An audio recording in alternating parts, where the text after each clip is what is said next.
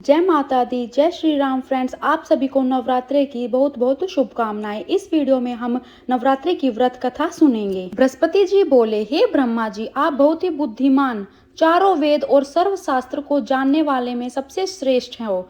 हे भगवान, कृपा कर यह बताएं कि चैत्र, अश्विन माघ और आषाढ़ मास के शुक्ल पक्ष में नवरात्र का व्रत क्यों किया जाता है। हे प्रभु, इस व्रत को करने से क्या फल प्राप्त होता है, इस व्रत को करने की क्या विधि है और सबसे पहले इस व्रत को किसने किया, कृपया करके मुझे सब कुछ विस्तार से कहिए। बृहस्पति जी का ऐसा प्रश्न सुनकर ब्रह्मा जी कहने लगे, हे बृहस्पति, प्राणियों का हित करने की इच्छा से तुमने बहुत ही अच्छा प्रश्न किया है। तो सुनो, जो मनुष्य मनोरथ पूर्ण करने वाली दुर्गा, महादेवी, सूर्य और नारायण को ध्यान करते हैं, वे मनुष्य धन्य है। यह नवरात्र व्रत सभी मनोकामनाओं को पूर्ण करने वाला है। इसके करने से संतान चाहने वाले को संतान सुख, धन चाहने वाले को धन, विद्या चाहने वाले को विद्या और सुख चाहने वाले को सुख मिल सकता है। इस व्रत को करने से रोगी मनुष्य का रोग दूर हो जाता है और कारागार में पड़ा हुआ मनुष्य बंधन से छूट जाता है। मनुष्य की तमाम विपत्तियां दूर हो जाती हैं और उसके घर में संपूर्ण संपत्तियां आकार उपस्थित हो जाती हैं। काक बंध्या के इस व्रत के करने से संतान हो जाता है। समस्त पापों को दूर करने वाले इस व्रत के करने से ऐसा कौन सा मनोरथ है जो सिद्ध नहीं हो सकता। ब्रह्मा जी आगे बताते हैं कि यदि व्रत करने वाला मनुष्य सारे दिन का उपवास न कर सके तो एक समय भोजन करे और उस दिन अपने बांधवों सहित नवरात्रि व्रत की कथा श्रवण करे। हे बृहस्पति, जिसने पहले इस महाव्रत को किया है उसका पवित्र इतिहास मैं तुम्हें सुनाता हूँ। ब्रह्मा जी बोले, तुम सावधान होकर सुनो। इस प्रकार ब्रह्मा जी के वचन सुनकर बृहस्पति जी बोले, हे प्रभु, मनुष्य को कल्याण करने वाले इस व्रत के इतिहास को मेरे लिए कहा। मैं सावधान होकर सुन रहा हूँ। आपकी शरण आए हुए मुझ पर कृपा करो। ब्रह्मा जी बोले, पीठत नाम के नगर में एक अनाथ नाम का ब्राह्मण रहता था। वह भगवती दुर्गा का भक्त था। उसके संपूर्ण सद्गुणों से युक्त मानो ब्रह्मा की सबसे पहली रचना हो ऐसी यथार्थ नाम वाली सुमति नाम की एक अत्यंत सुंदर कन्या पैदा हुई। वह कन्या सुमति अपने घर के बालकपन में अपनी सहेलियों के साथ क्रीड़ा करते हुए इस प्रकार बढ़ने लगी जैसे शुक्ल पक्ष में चंद्रमा की कला बढ़ती है। उसका पिता प्रतिदिन दुर्गा की पूजा और हवन किया करता था। उस समय वह भी नियम से वहां उपस्थित होती थी।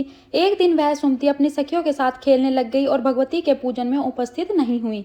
उसके पिता को पुत्री की ऐसी असावधानी देखकर क्रोध आया और पुत्री से कहने लगा कि हे दुष्ट पुत्री, आज प्रभात से तुमने भगवती का पूजन नहीं किया। इस कारण मैं किसी कुष्ठी और जय माता दी दरिद्र मनुष्य के साथ तेरा विवाह करूंगा। इस प्रकार कुपित पिता के वचन सुनकर सुमति को बड़ा दुख हुआ और पिता से कहने लगी, हे पिताजी, मैं आपकी कन्या हूँ, मैं आपके सब तरह से अधीन हूँ। जैसी आपकी इच्छा हो मेरा विवाह कर सकते हो। होगा वही जो मेरे भाग्य में लिखा है। मेरा तो इस पर पूर्ण विश्वास है। व्यक्ति न जाने कितने मनोरथ को लेकर चिंतन करता है, पर होता वही है जो भाग्य में विधाता ने लिखा है। जो जैसा करता है उसको फल भी उस कर्म के अनुसार ही मिलता है, क्योंकि कर्म करना मनुष्य के अधीन है और फल देना के अधीन है। जैसे अग्नि में पड़ते हुए तृण दी उसको अधिक प्रदीप्त कर देते हैं, उसी तरह अपनी कन्या के ऐसे निर्भयता से कहे हुए वचन सुनकर उस ब्राह्मण को बहुत ही ज्यादा क्रोध आया।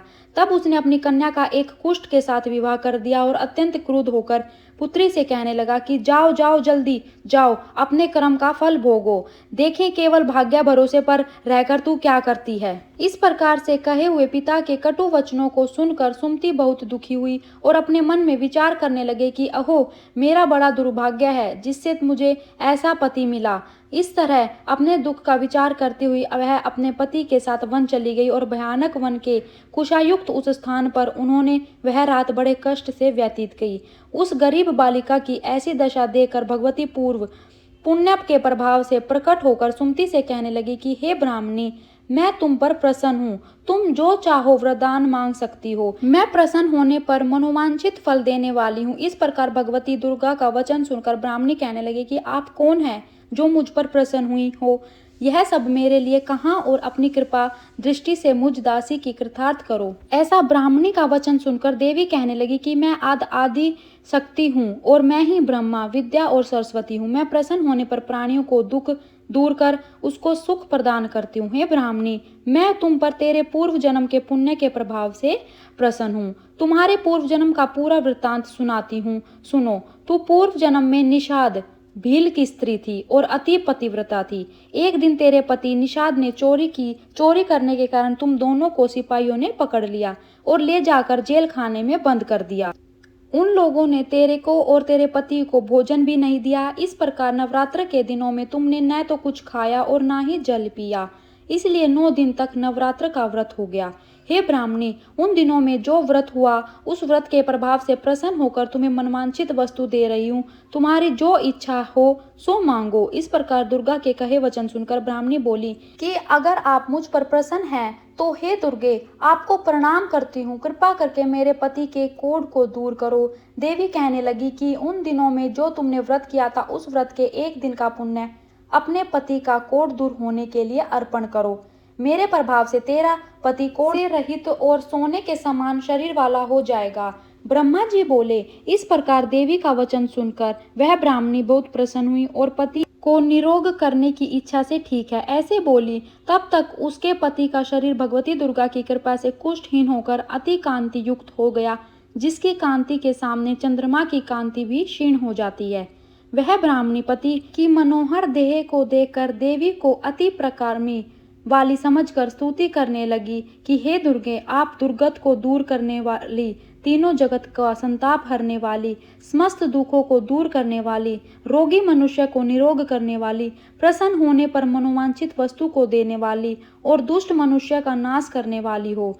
तुम ही सारे जगत की माता और पिता हो। हे अम्बे, मुझ अपराध रहित अबला की मरे पिता ने कुष्ठ के साथ विवाह कर मुझे घर से निकाल दिया। उसकी निकाली हुई मैं पृथ्वी पर घूमने लगी। आपने ही मेरा इस आपत्ति रूप समुद्र से उद्धार किया है। हे देवी, आपको प्रणाम करती हूँ, मुझ दीन की रक्षा करो। ब्रह्मा जी बोले कि हे बृहस्पति। इसी प्रकार उस सुमति ने मन से देवी की बहुत स्तुति की। उससे की हुई स्तुति सुनकर देवी को बहुत संतोष हुआ और ब्राह्मणी से कहने लगी कि हे ब्राह्मणी, तुम्हारे उदायल नाम का एक अति बुद्धिमान, धनवान, कीर्ति और जितेंद्रिय पुत्र शीघ्र ही होगा। ऐसा कहकर वह देवी उस ब्राह्मणी से फिर कहने लगी कि हे ब्राह्मणी, और जो कुछ तेरी इच्छा हो वही मनोवांछित वस्तु तुम मांग सकती हो। ऐसा भगवती दुर्गा का वचन सुनकर सुमति बोली कि हे भगवती दुर्गे, अगर आप मेरे पर प्रसन्न हैं तो कृपा कर मुझे नवरात्रि विधि बताए। हे दयावती, जिस विधि से नवरात्र व्रत करने से आप प्रसन्न होती हैं उस विधि और उसके फल को मेरे लिए विस्तार से वर्णन करें। ब्राह्मणी के वचन सुनकर माँ दुर्गा ने मुस्कुराते हुए कहा, हे ब्राह्मणी, मैं तुम्हें वह नवरात्र व्रत विधि बताती हूँ जो समस्त पापों को नाश कर मोक्ष प्रदान करने वाली है। इस व्रत का महात्म्य इतना महान है कि इसे करने मात्र से जीवन से समस्त कष्ट दूर हो जाते हैं। माँ ने आगे बताया, आश्विन मास के शुक्ल पक्ष की प्रतिपदा से 9 दिनों तक पूरे विधि विधान से व्रत करना चाहिए। यदि कोई पूरे दिन का व्रत ना कर पाए तो एक समय भोजन कर सकता है। विधि पूर्वक किसी विद्वान ब्राह्मण से परामर्श लेकर घट स्थापना करे, वाटिका बनाए और उसे प्रतिदिन जल दे।